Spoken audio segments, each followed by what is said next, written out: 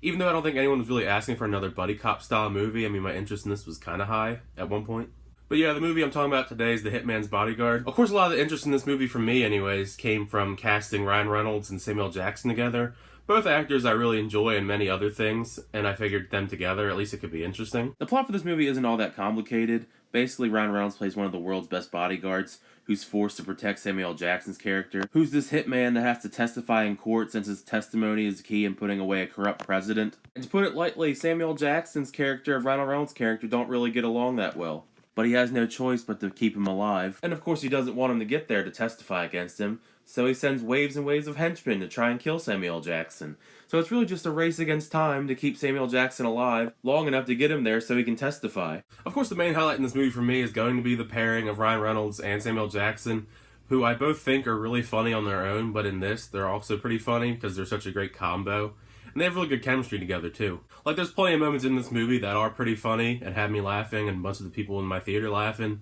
I mean, it's nothing new or groundbreaking to have another, like, buddy cop movie, but if you're going to have, like, a buddy cop movie, they are a good combo. This isn't really one of those movies where you gotta pay attention to the plot all that much, because like I said before, it's not really that complicated. It's literally just get Samuel Jackson to this place by this time alive, and people just try to kill him and Ryan Reynolds throughout the whole movie.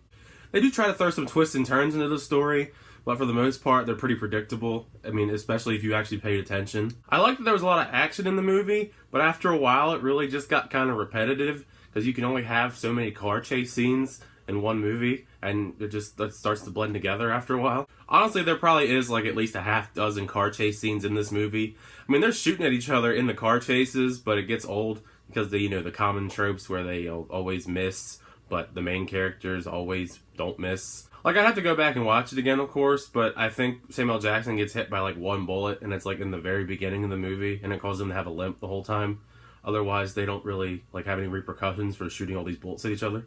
Now, there are a couple casting choices in this movie I wasn't really a big fan of that I feel like I have to talk about. I wasn't really too big of a fan of Elodie Young's character in the movie. I liked her a lot as Elektra on the Daredevil Netflix show, but not so much in this as Ryan Reynolds' love interest, because I feel like they really had no chemistry. And I wish they had cast someone else besides Gary Oldman as the villain in this movie, because it seems like such a waste for him, because he's not even really in this movie that much. He's fine, it's just he's such a great actor and shouldn't be in this role. Like, they could have had anybody in that role besides him. And Salma Hayek was okay, Samuel Jackson's wife in the movie.